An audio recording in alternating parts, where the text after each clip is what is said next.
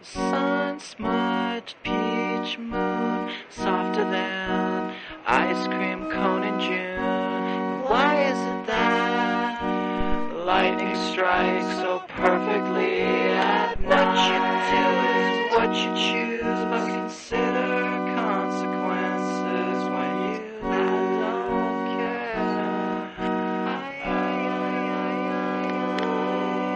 All my life I've been waiting for someone to say more.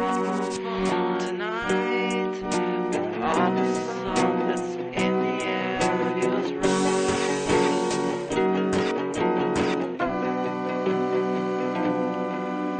Sun-smudged peach moon, softer than an ice cream cone in June. And why is it that thunder purrs so strikingly at night?